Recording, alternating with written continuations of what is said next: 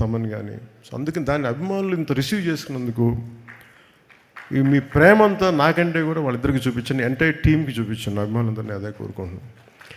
And అందరి హీరోల అభిమానులకు కూడా నేనేం కోరుకున్నానంటే, లెట్ మీ టెల్ యూ, నేను మనస్ఫూర్తిగా చెప్తున్నాను, always love whom you adore. మీరు ఏ హీరో కానీ, జూనియర్ ఎన్టీఆర్ గారి దగ్గర నుంచి కానీ, అల్లు అర్జున్ దగ్గర నుంచి కానీ, ప్రభాస్ గారి దగ్గర నుంచి కానీ, చిరంజీవి గారు కానీ, ఎవరైనా సరే, రామ్ చరణ్ గారు కానీ, నాని గారు కావచ్చు, any hero, any language hero, మనస్ఫూర్తిగా I enjoy the work, I appreciate the work.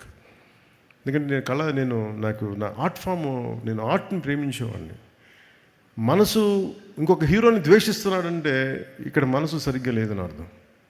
అందుకని నాకు అలాంటి ఇప్పుడు థాట్స్ ఉన్నాయి. అందుకని అందరి హీరోల అభిమానులకి మై అడ్వైస్ ఇస్, ఇంక్లూడింగ్ నా అభిమానులతో సహా, stop doing this fan wars. Stop doing this fan wars అంటే మీకు ఎందుకు చెప్తాను, ఎంత కష్టపడి పని చేస్తామో మీకు ఏం తెలుసు. మీకు ఎన్ని రాత్రులు ఇళ్లలో ఎన్ని తిట్లు తింటాం ఎవరికి తెలుసు. పిల్లల్ని కూడా చూడరు ఎంతమంది Sujith, he could not see his wife and kid for almost 1.5 months. ఇంటికి కూడా వెళ్ళా. కొంతమంది అవసరం కోసం చేస్తాం.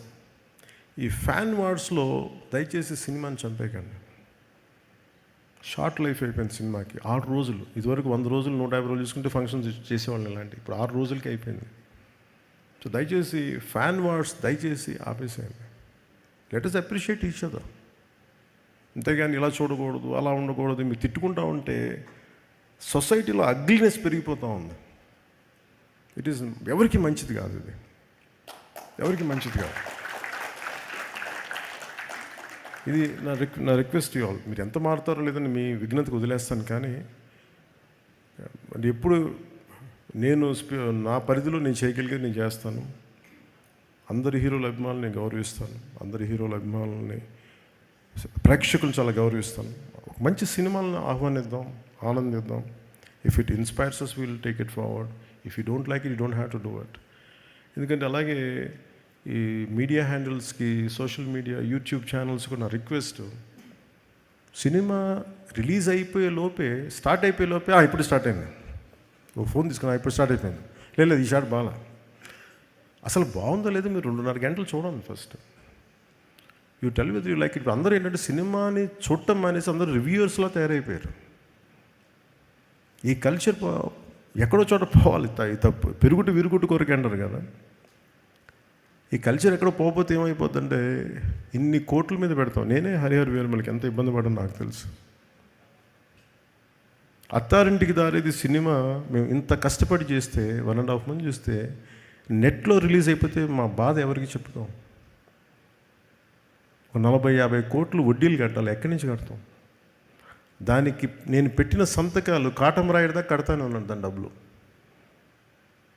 ఈ బాధలు ఎవరికి చెప్పుకుంటాం మేము? చూడటాకన్నీ బయటికి వెలుగులు జిలుగులు ఉంటాయి, కానీ మా గుండె ఎంత రోదన ఉంటుందో ఎవరికి తెలియదు. ఈజీ మీకు ఒక యూట్యూబ్లో పెట్టేయటం, పైరసీ చేసేయటం, మా కష్టాలు ఎవరికి తెలియదు. అందుకని సోషల్ మీడియా, యూట్యూబర్స్ వీళ్ళకి కూడా మీరు ఆలోచించి మీరు చేయండి కొంచెం పనులు దయచేసి. సినిమాని చంపేయకండి. మీరు ఎంతమంది పొట్టగొడుతున్నారో మీకు తెలియట్లా. ఆ ఉసురు తగిలేస్తే జాగ్రత్త. మా ఏడుపులు తగిలేస్తాయి.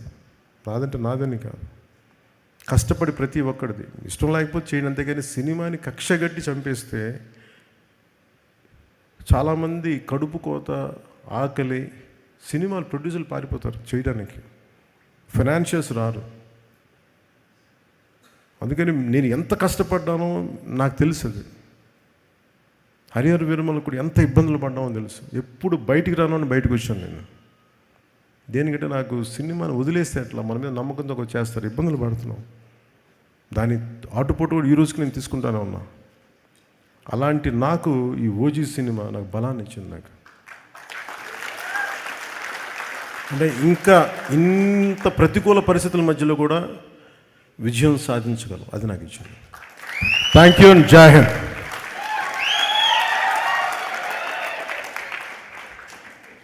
సుమా గారు, మీరు లేకపోతే ఈ ఫంక్షన్కి అందమే లేదు, ఆనందమే లేదు. Thank you. థ్యాంక్